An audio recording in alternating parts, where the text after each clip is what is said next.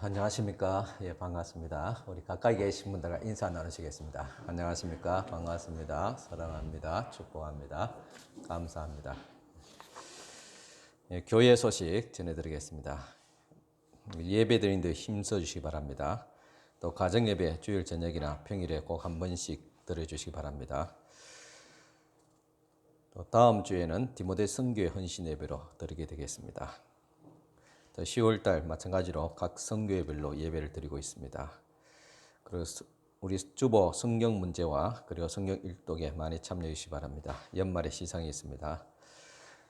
또 전도지와 전도물품 준비되어 있습니다. 필요하신 분들은 사용하시기 바랍니다. 픽대자 훈련은 11월 달에 있게 되겠습니다. 교회 소식 이상입니다. 이제 우리 다 같이 일어서서 경건한 마음으로 하나님 앞에 예배를 드리겠습니다.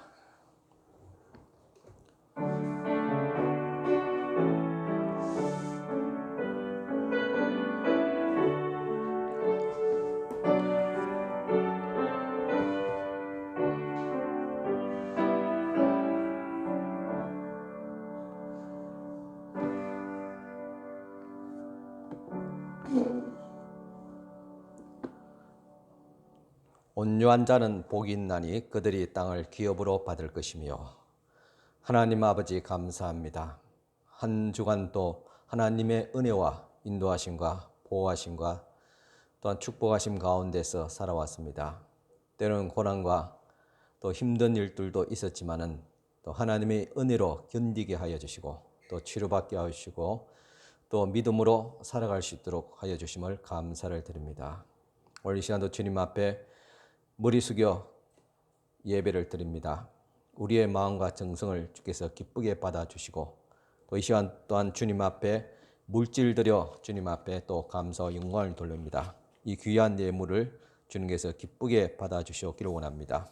특별히 10의 1조를 9일에서 주님 앞에 드립니다. 이 손길들을 주께서 기억하여 주옵소서. 첫 예물을 주님 앞에 드리오며 모든 물질들이 더 거룩하며 온전케 하옵시고 손실이 없도록 하옵시고 어려운 또 이 경기 가운데서도 하나님께서 축복하여 주시사 저들의 사업과 가정과 직장에 복을 내려 주시옵소서. 또 주님 앞에 감사하며 귀한 예물 올려드립니다. 지켜주신 은혜에 감사하며 또 하나님 항상 저에게 건강한 믿음을 다하여 주시옵소서. 주님의 말씀과 은혜 가운데 살게 하심을 감사하며 하나님의 은혜에 또 감사하며 또 크신 주님의 은혜에 깊이 감사하며 주님의 크신 은혜에 깊이 감사드려오며 또 주님 앞에 또 감사와 건강을 주심을 감사하며 주님 앞에 귀한 또 감사의 예물들을 올려드립니다.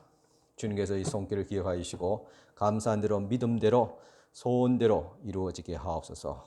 또 주일에 헌금을 드리며 성교 구제 장학 건축 예물로 주님 앞에 드립니다. 주님 앞에와 하나님의 나라를 위해서 귀하게 쓰임받게 하여 주시고 드린 손길들도 주님께서 축복하여 주시되 믿음의 복을 건강의 복을 물질의 복까지도 다하여 주시옵소서. 예수님 이름으로 감사 기도드리옵나이다. 아멘. 다 앉으시기 바랍니다. 이 시간 최주영 지사님 오셔서 찬양 드리겠습니다.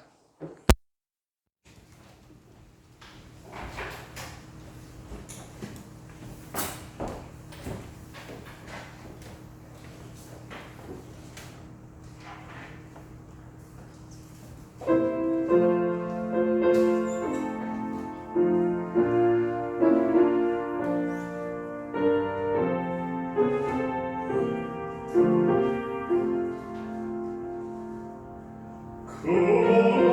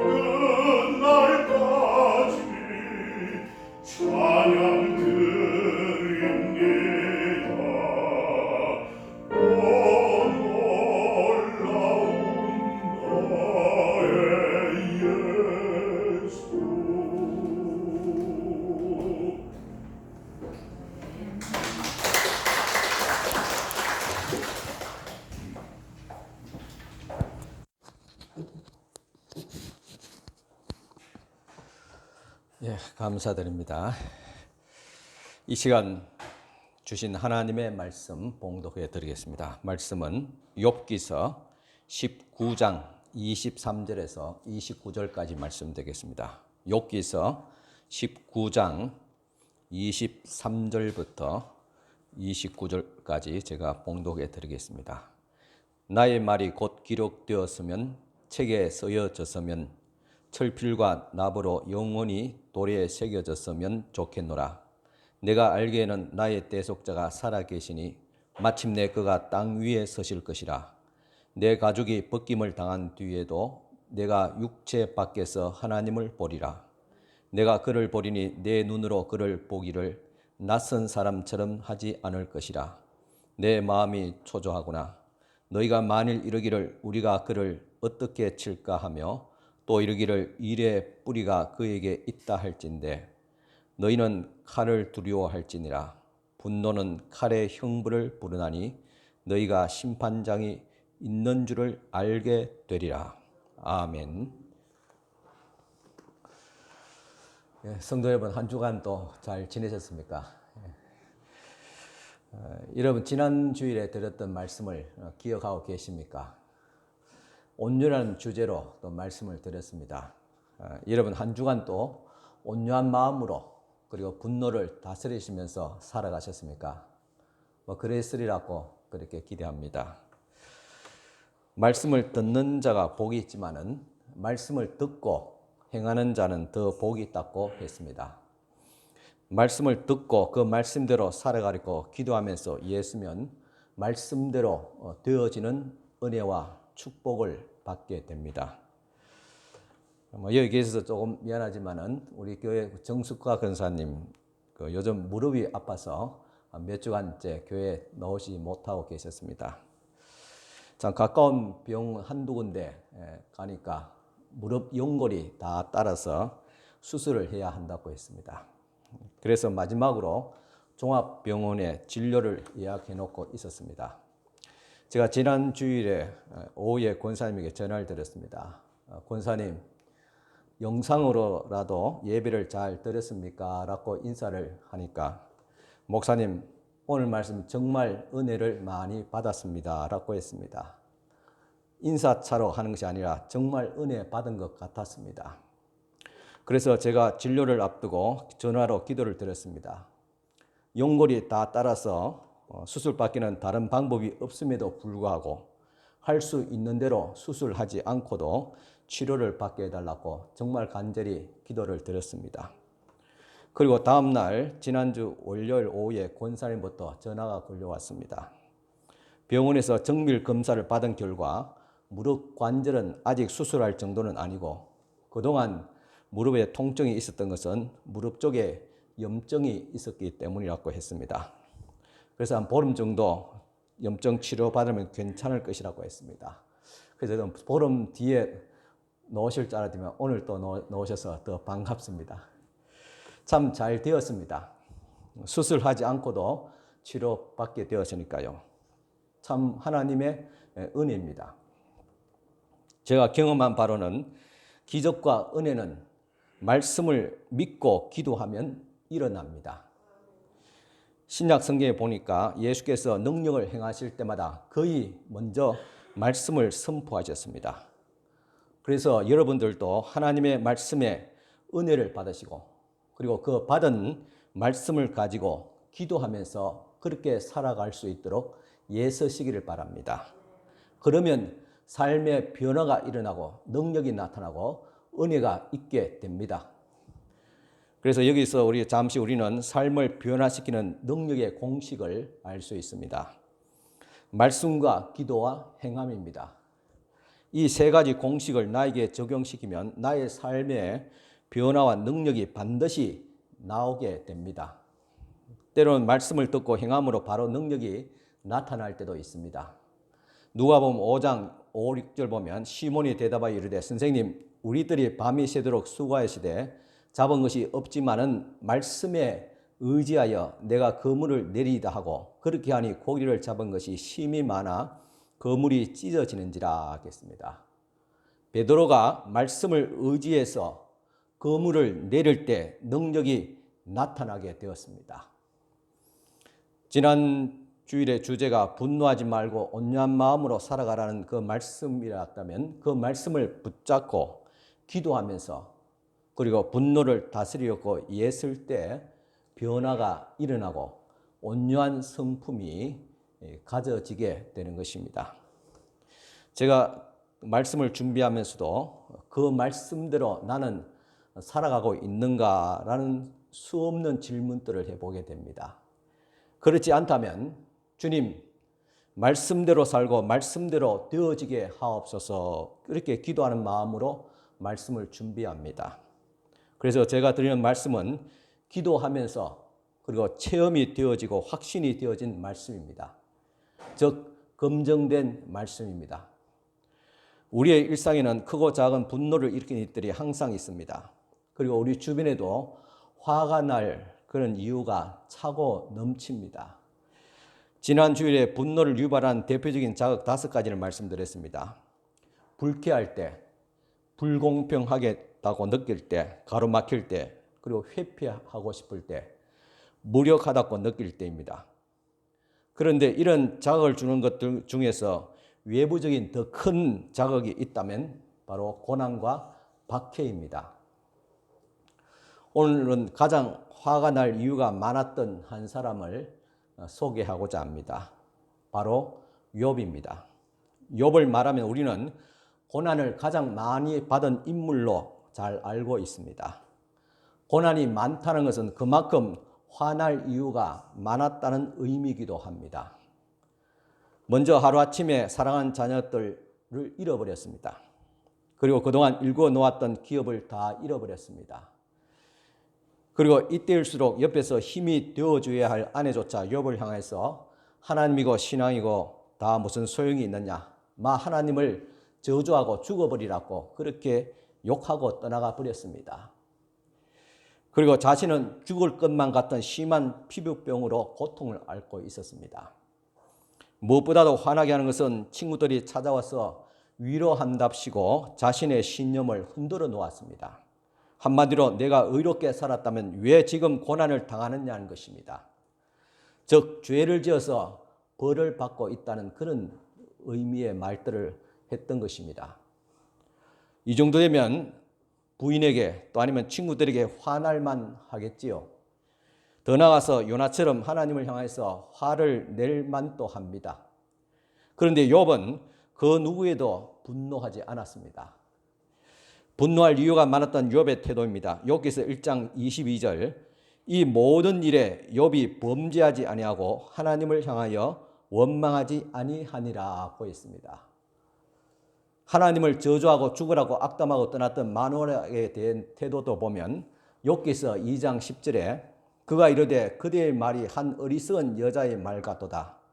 우리가 하나님께 복을 받았은즉 화도 받지 아니하겠느냐 하고 이 모든 일에 욥이 입술로 범죄하지 아니하니라.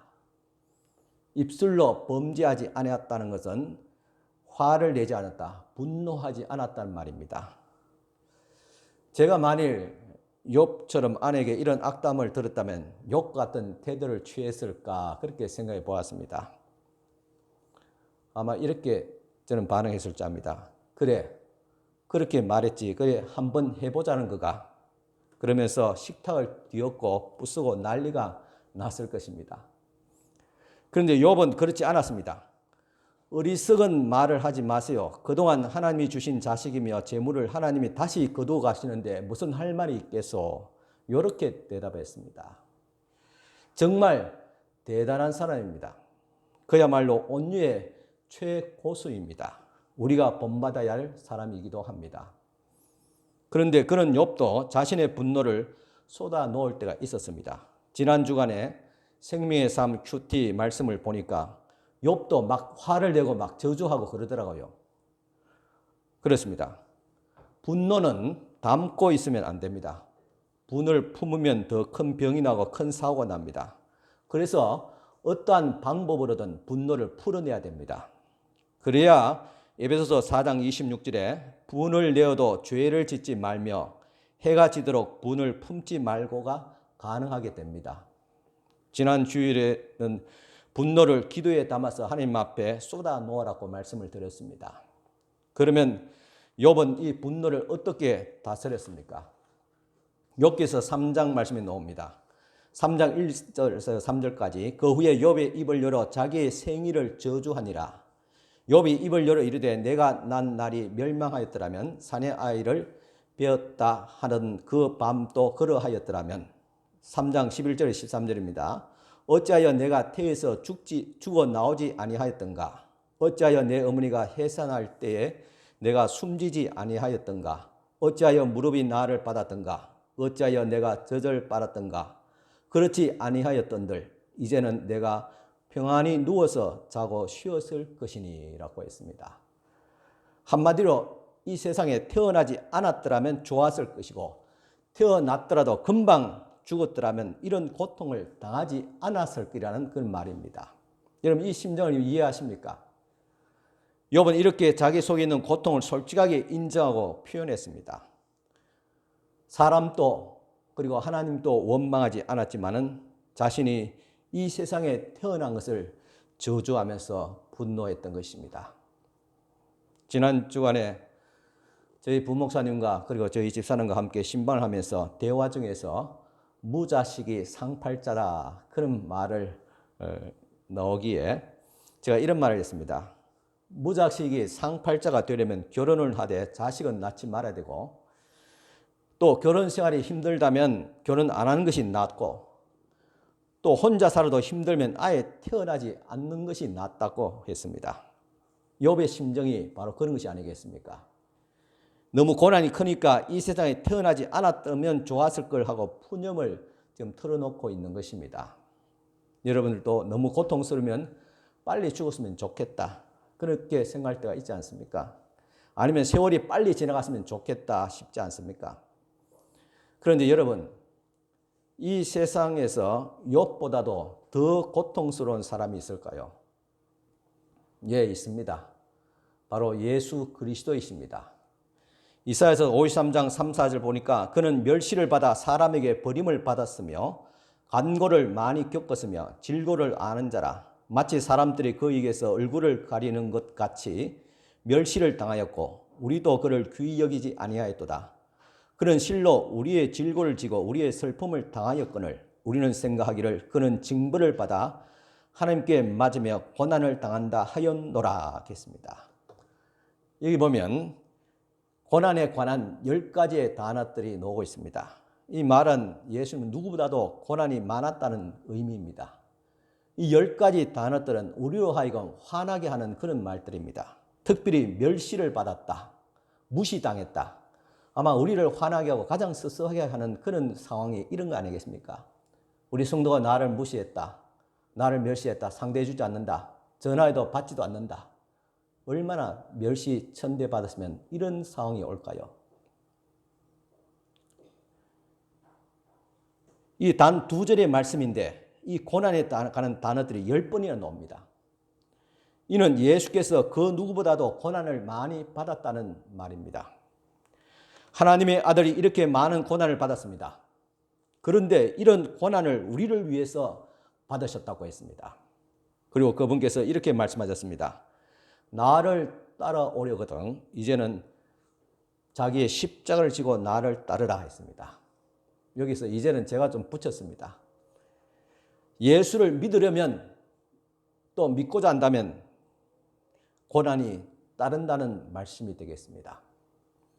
제가 지난 주간에 데살로니가 전서 말씀을 읽는데 5장 마지막 장이 끝나는 부분에 여백이 거의 한 페이지 가까이 있었습니다.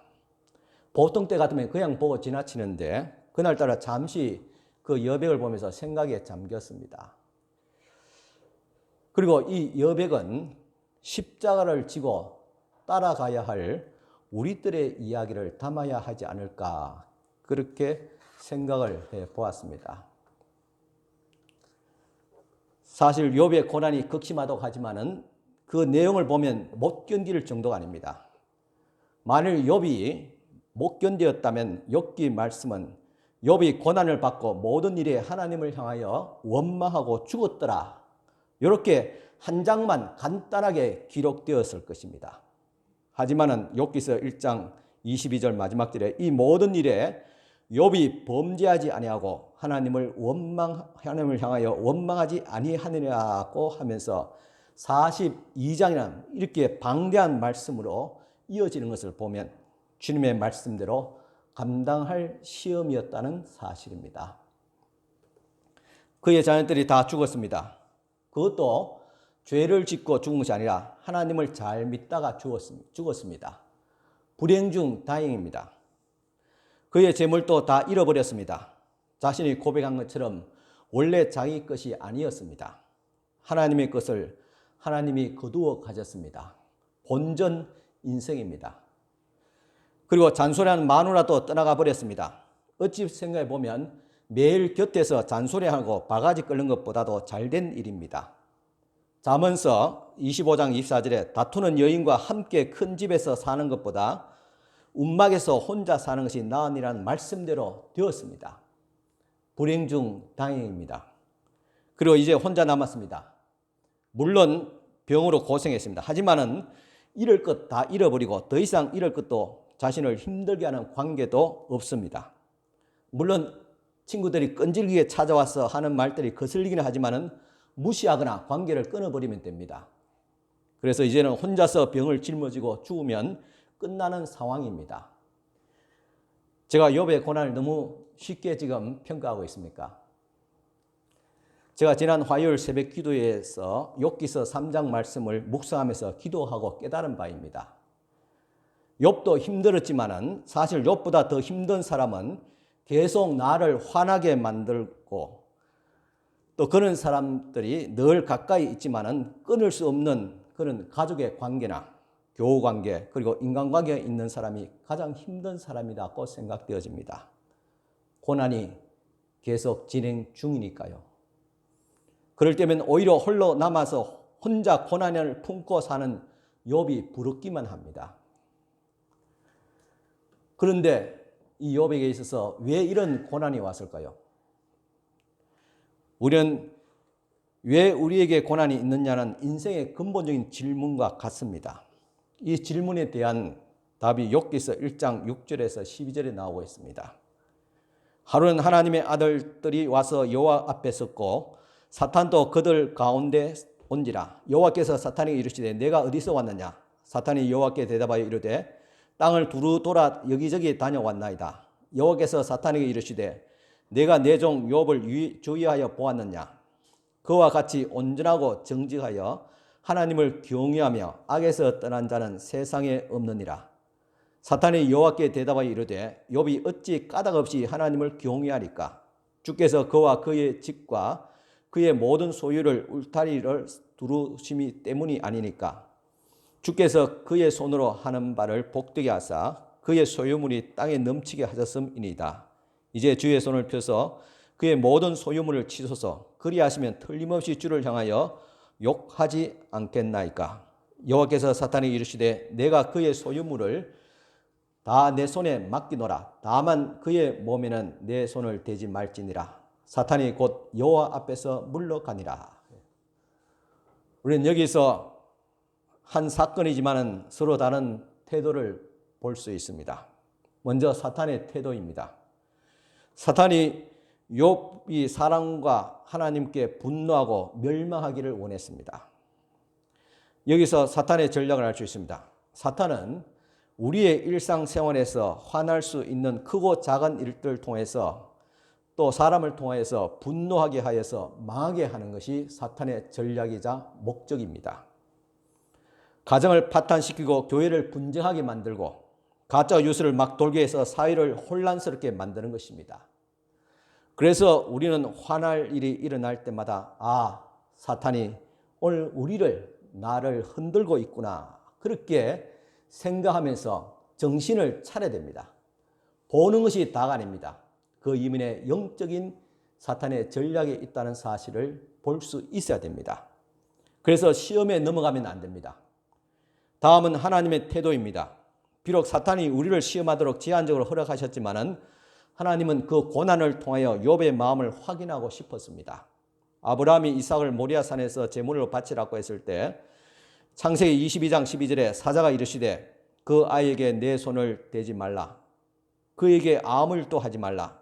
내가 내 아들 내 독자까지도 내게 아끼지 아니하였으니 내가 이제야 내가 하나님을 경외하는 줄을 아노라는 이 말씀같이 욥이 진짜 하나님을 경외하고 있는지를 확인해 보고 싶었던 것입니다. 그리고 이어지는 말씀에서 욥의 태도를 볼 수 있습니다. 이러한 상황에도 분노하지 않고 고난을 잘 견디어내었습니다. 여러분, 말세에는 사람들의 마음이 강팍하고 싸납고 무정하고 분노하기를 잘한다고 했습니다. 그리고 악한 자는 더 악해지고 의로운 자는 더 의로워지게 됩니다. 그래서 말세에는 하나님께서 악한 자와 의로운 자를 구분하시는데 어떻게 구분하십니까? 성경의 비유를 보면 퀴즈를 한다고 했습니다. 여러분, 퀴즈는 무엇인지 압니까? 젊은 사람들은 잘 모를 거고 우리 연세대면 다 아실 것입니다. 그라한 어떤 대방울이 같이 그냥 평평한 그 대방울에다가 알곡과 쭉정이 다 같이 넣고 이렇게 흔듭니다. 흔들면 바람에 또 아니면 이렇게 중력에 의해서 알곡은 안으로 들어오고 쭉정이는 바깥으로 이렇게 나갑니다. 예전에 주일학교에서 불렀던 복음성에 보면 알곡은 안으로 쭉정이는 밖으로 하는 그런 노래 가사가 있었지요. 그렇습니다. 오늘날 이 시대는 지금 코로나 팬데믹이라는 그 같은 고난을 통해서 퀴즈를 하는 것 같습니다. 그리고 일반적인 고난을 통해서 알곡과 쭉정이 신자를 구분합니다. 또한 우리를 화나게 하는 일들을 통해서 퀴즈를 하기도 합니다. 여러분 모두가 이 고난을 잘 이겨내서 알곡 신자가 되기를 간절히 축원합니다. 이렇게 고난의 이유에 대해서 알았다면 이제는 이 고난이 주는 의미가 무엇인가, 고난이 목적한 바가 무엇인가를 알아야 됩니다. 첫째는 이탈입니다. 벗어난다는 것입니다. 욥기서 19장 26절 보면 내 가족이 벗김을 당한 뒤에도 내가 육체 밖에서 하나님을 보리라 했습니다. 내 가족이 벗김을 당한다. 즉 생살이 벗겨지면 얼마나 고통스럽습니까? 극심한 고난을 의미합니다. 또 내 가족이 벗김을 당한단 말은 육체의 이탈, 즉 죽음을 의미하고 있습니다. 그리고 죽으면 하나님을 만나게 됩니다. 이렇게 세상과 육신을 이탈하면 생명의 하나님께 이르게 됩니다. 그러니까 죽음 같은 극심한 고통을 통과하면 영생에 이르게 된다는 것입니다. 이것이 고난당한 자의 소망입니다. 하지만 죽지 않고서도 고난의 현실에서 고난을 이기고 영광을 받으신 예수 그리스도를 바라볼 수 있도록 영적인 이탈을 해야 됩니다. 지금 이 욥이 고난을 이겨낼 수 있던 것은 이런 영적인 이탈이 있었기 때문에 가능했습니다. 그가 고백한 대로 욥기서 19장 25절 26절 내가 알기에는 나의 대속자가 살아계시니 마침내 그가 땅 위에 서실 것이라. 내 가족이 벗김을 당한 뒤에도 내가 육체 밖에서 하나님을 보리라 하겠습니다. 욥은 믿음의 눈으로 장차 이 땅에 오실 대속자 예수 그리스도를 바라보았습니다. 그리고 죽음 뒤에도 그분을 볼 것이라는 희망을 가졌습니다. 이런 소망이 극심한 고난을 이겨낼 수 있었던 것입니다. 우리는 이미 오신 예수 그리스도를 믿으며 또다시 오실 예수 그리스도를 바라보고 있습니다. 그래서 고난이 올 때마다 분노할 이유가 많아질 때마다 그 고난 속에 갇혀있지 말고 고난에서 이탈해서 믿음의 눈으로 고난을 이기시고 영광에 들어가신 예수 그리스도를 바라볼 수 있기를 바랍니다. 그럴 때 우리들도 고난을 극복하고 또한 우리의 분노를 다스릴 수가 있습니다. 주님이 주신 위로의 말씀입니다. 사도행전 14장 22절 우리가 하나님의 나라에 들어가려면 많은 환난을 겪어야 할 것이라고 하고 로마서 8장 17절 자녀면 또한 상속자 곧 하나님의 상속자요 그리스도와 함께한 상속자니 우리가 그와 함께 영광을 받기 위하여 고난도 함께 받아야 할 것이니라고 했습니다. 주님의 말씀대로 고난은 하나님의 영광에 들어가기 위한 필수 과정입니다.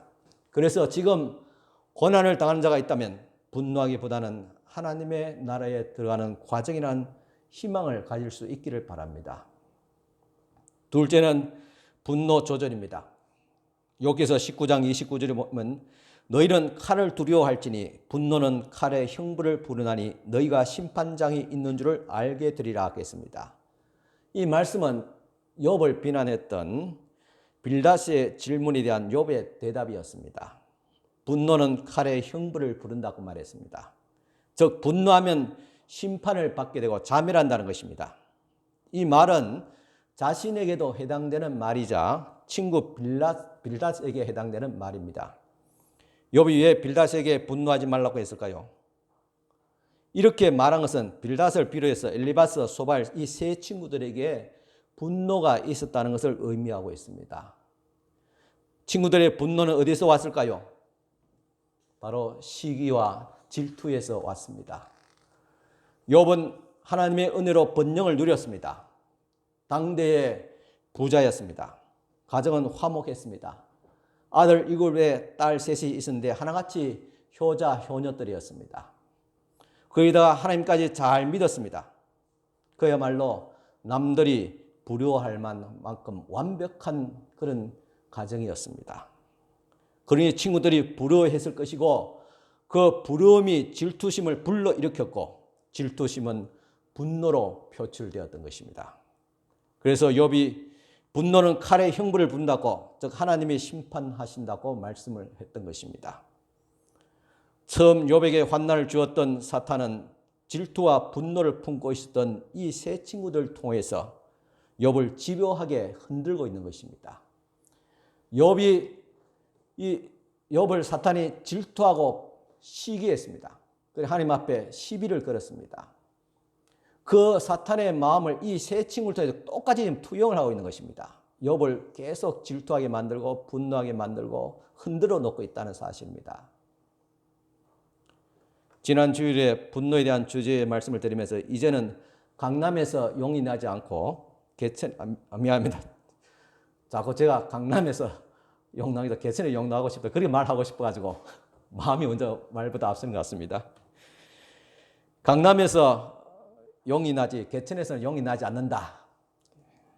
이 말을 하면서 이 말을 들을 때 우리는 상대적인 빈곤과 박탈감을 느끼며 더 나아가서 분노를 느낀다고 말씀을 드렸습니다. 물론 가난은 죄가 아닙니다.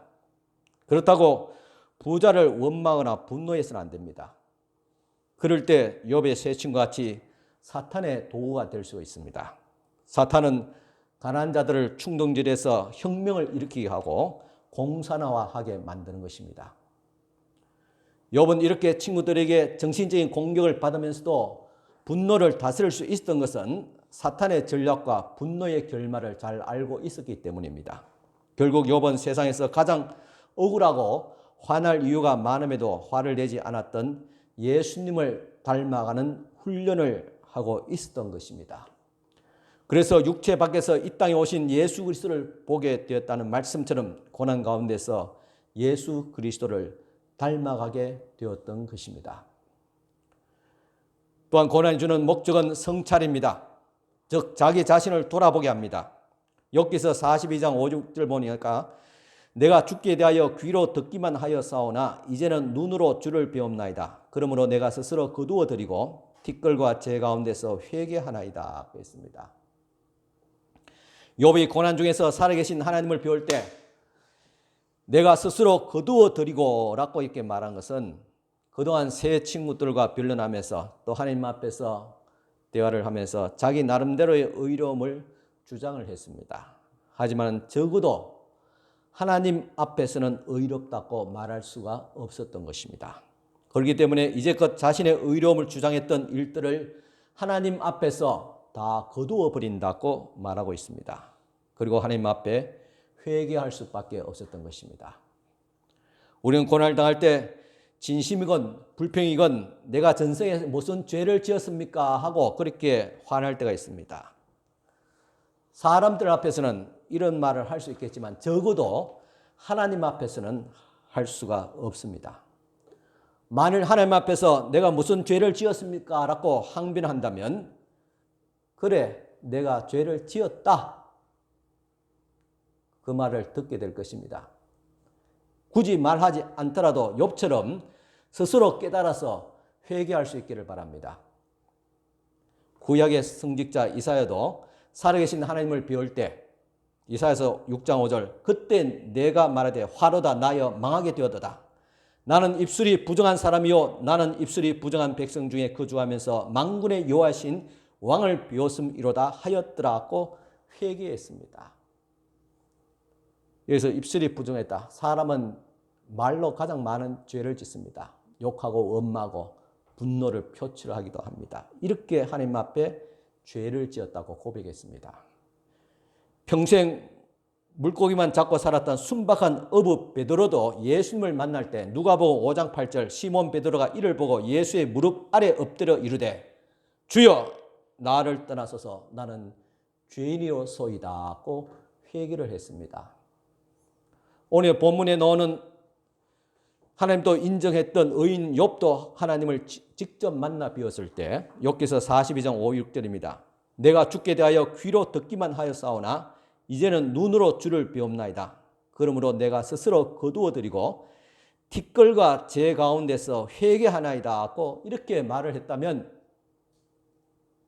우리들은 더더욱 하나님 앞에 납작 엎드려서 회개해야 하지 않겠습니까? 이처럼 그리스도인에게 고난이 올 때 자신을 돌아보면서 회개하는 기회로 삼아야 될 줄을 믿습니다. 다음 고난이 주는 목적입니다. 검증을 거쳐서 하나님 앞에 인정을 받기 위함입니다.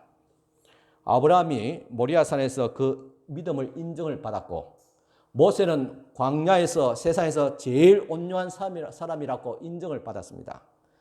욥은 고난 중에서 하나님을 경외했다는 인정을 받았습니다. 우리들도 고난 중에서 하나님을 경외하는 줄을 인정받아야 될 줄 믿습니다. 마지막으로 위로입니다. 하나님은 고난 중에서 분노를 잘 다스렸던 온유하게 살았던 욥을 위로하시고 축복을 하셨던 것입니다. 첫째는 명예가 회복되었습니다. 욥기서 42장 7절 보면 여호와께서 욥에게 이 말씀을 하신 후에 여호와께서 대만 사람 엘리바스에게 이르시되 내가 너와 내 두 친구에게 노하나니 이는 너희가 나를 가리켜 말한 것이 내 종 욥의 말같이 옳지 못함이니라 그랬습니다. 그동안 수없이 긴 장을 통해서 욥과 변론하고 다투고 시기하고 질투했던 공격했던 이 세 친구의 말이 옳지 않다. 욥의 말이 맞다. 그렇게 욥을 주님께서 인정을 해 주셨던 것입니다. 그리고 하나님은 그동안 욥을 집요하게 비난했던 친구들에게 분노하셨다 그랬습니다. 그러면서 욥에게 예물을 드려 정중하게 사과하라고 말씀했습니다. 즉 명예가 회복되었습니다. 여기서 하나님께서 노하셨다고 했는데 하나님도 그러면 분노하셨단 말인가? 지금까지 우리에게 분노하지 말라고 하셨고 그렇게 가르쳤는데 하나님께서 분노하셨다는 말입니다. 왜 하나님께서 분노하신 것입니까?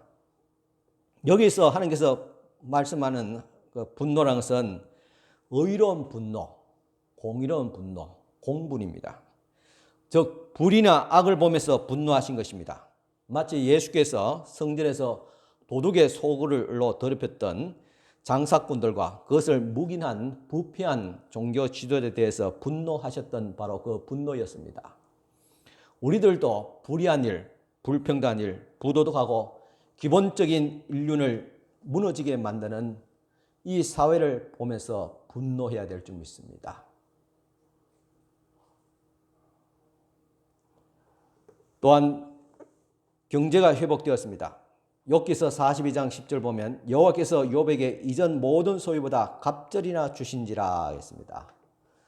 그리고 42장 12절 여호와께서 욥의 말년에 욥에게 처음보다 더 복을 주시고 그가 양 14,000과 낙타 6,000과 소 1,000결이와 암나귀 1,000을 두었고 했습니다. 이와 같이 하나님께서 물질의 복을 주셨는데 전에 잃었던 것보다도 갑절이나 주셨더라 했습니다. 그리고 가정이 회복되었습니다. 욥기서 42장 13절에 또 아들 7과 딸 3을 두었으며 했습니다. 자녀의 복도 회복시켜 주셨습니다. 그런데 여기 보면 물질은 배나 주었는데 자녀는 똑같이 주었습니다. 잃었던 아들 7, 딸 3인데 하나님이 다시 주신 아들도 7, 딸 3입니다. 왜 똑같이 주셨을까요? 배나 주시지 않고. 아마 제 생각에는 자식이 너무 많아도 힘들 것 같아요. 그래서 전처럼 그 정도만 그렇게 배려해 주신 하나님의 면밀하심이 아닌가 그렇게 짐작합니다. 또 건강이 회복되었습니다. 욥기서 42장 16절 17절입니다. 그 후에 욥이 140년을 살며 아들과 손자 4대를 보았고 욥이 늙어 나이가 차서 죽었더라 했습니다. 병들어 죽은 것이 아니라 나이가 다 차서 주님께 주신 허락하신 그 삶을 다 누리고 죽었더라 했습니다. 장수의 복을 받았습니다. 예수님의 말씀대로 되었습니다. 여러분 똑똑히 보십시오. 온유한 자는 복이 있나니 그들이 땅을 기업으로 받을 것임이라는 마태복음 5장 5절의 말씀처럼 욥에게 있어서 온유한 욥은 모든 것들이 다 회복되었습니다. 이 땅에서 기업을 축복을 받았던 것입니다. 오늘 우리들도 분노할 일이 많아도 분노하지 않고 온유하게 살면 땅에서도 이와 같이 복을 받을 줄을 믿습니다. 또 받기를 축원합니다. 화날 이유가 많아도 욥처럼 분노하지 말고 예수님처럼 분노를 다스리고 온유함으로 살아갈 수 있기를 바랍니다. 그래서 나도 육체 밖에서 믿음의 눈으로 고난을 받으시고 영광에 들어가신 예수 그리스도를 바라볼 수 있기를 간절히 축원합니다. 기도드리겠습니다. 오늘 이 시간도 주님 앞에 우리가 기도하며 말씀을 통해서 나의 육체 밖에서 영광을 받으시고 주님께 가신 예수 그리스도를 바라보게 됩니다. 하나님 아버지, 오늘 우리 모든 삶들이 또 상황들이 화를 낼 수밖에 없는 일들이 너무나도 많습니다. 사람에 대해서, 가족에 대해서, 이 사회에 대해서 참으로 화날 일들이 많습니다. 주님, 그럼에도 불구하고 욥처럼 우리 예수님처럼 내 마음에 끓어오르는 분노를 다스릴 수 있는 은혜를 다해 주옵시고 훈련을 하게 하옵시고 내가 스스로 내 마음을 다스리지 못할 때는 주의 성령께서 강하게 임재하여 주시사 성령의 감동하심과 인도하심을 더불어서 합력하여서 내 몸을, 내 감정을 다스릴 수 있도록 주님 도와주시옵기를 간절히 바라곤 합니다. 우리와 하여금 분노하게 만들고 사람과 하나님을 원망하게 만들고 우리를 자멸케 하려고 하는 사탄의 괴력에 넘어가지 않도록 주님 저희들의 영적으로 깨어있게 하여 주시고 믿음의 주여 또한 우리를 온전케 하신 예수 그리스도를 바라볼 수 있는 신령한 눈이 열려지게 하여 주시옵기를 간절히 바라곤 합니다. 아버지 하나님, 이 세상에 화날 일이 많습니다. 화날 이유가 있는 때마다 우리가 화를 내며 살아가면 어떻게 우리가 살아갈 수 있겠습니까? 그야말로 생지옥이 아니겠습니까? 하나님, 우리와 하여금 이 지옥에서 우리를 구원하여 주시고 우리와 하여금 우리의 마음을 다스릴 수 없지만은 주님께서 은혜를 베풀으시고 성령께서 도와주시사 우리 마음을 다스리게 하옵소서. 모든 분노에서 또 우리가 극복할 수 있도록 하옵시고 또한 벗어날 수 있도록 주님 도와주시옵기를 간절히 바라곤 합니다.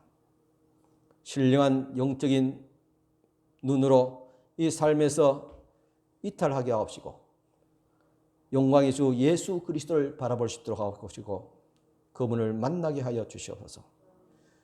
하나님 앞에 이 시간 또 우리가 무릎을 꿇고 엎드려서 죄를 우리 머리에 뿌리는 심정으로 주님 앞에 또한 회개케 하여 주시옵소서. 영광의 주님, 의로우신 우리 하나님 앞에서 우리 속에 있는 모든 악함을, 더러움을 주님 앞에 다 드러내게 하옵시고 주님 앞에 토설하게 하옵시며 회개케 하여 주시옵소서. 우리를 위로하신 우리 주님, 주님께서 우리의 모든 삶을 또한 회복시켜 주시옵기를 간절히 원합니다. 축복하여 주시옵소서. 오늘도 고난당하는 자들 주님께서 위로하여 주옵시고 소망을 다해 주옵시고 치료하여 주옵시며 회복시켜 주시옵소서. 하나님의 은혜로 회복되어지고 사람의 관계도 회복되어지고 또한 경제도 회복되어지게 하옵시고 코로나로 통해서 우리가 잃어버렸던 일상적인 삶도 회복될 수 있도록 주님 은혜를 베풀어 주시옵소서. 예수님 이름으로 감사 기도 드리옵나이다. 아멘. 다 같이 찬송가 336장 드리겠습니다.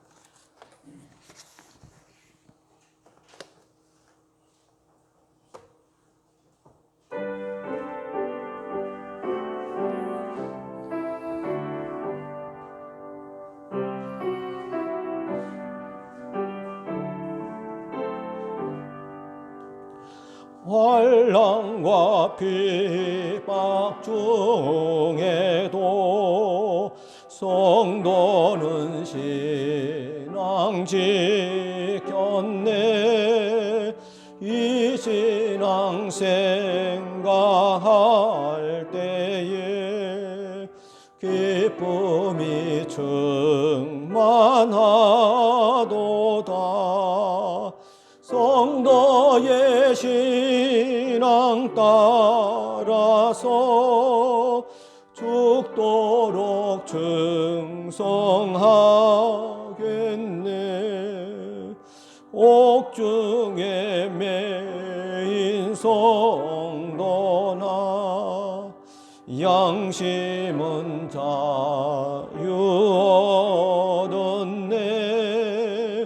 우리도 고난 받으면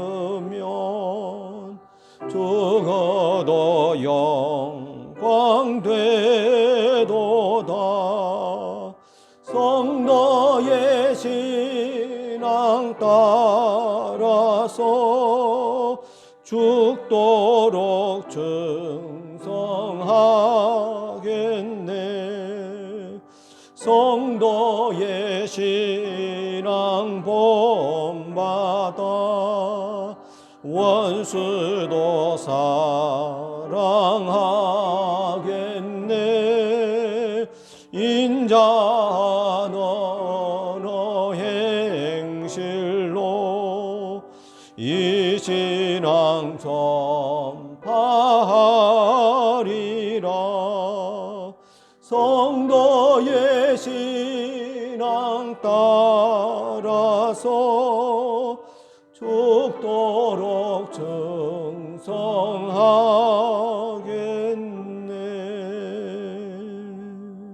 아멘. 다 같이 일어서서 축복기도 받으시 바랍니다. 지금은 우리 주 예수 그리스도의 은혜와 하나님의 지극하신 사랑과 성령님의 감화교통 충만하신 은총이 그리스도를 본받아 분노를 다스리며 온유한 마음으로 살아가기를 원하는 사랑하는 모든 우리 성도들 머리 위에와 그리고 사랑하는 조국 대한민국과 온 인류 위에 지금부터 영원토록 함께 있을지어다. 아멘.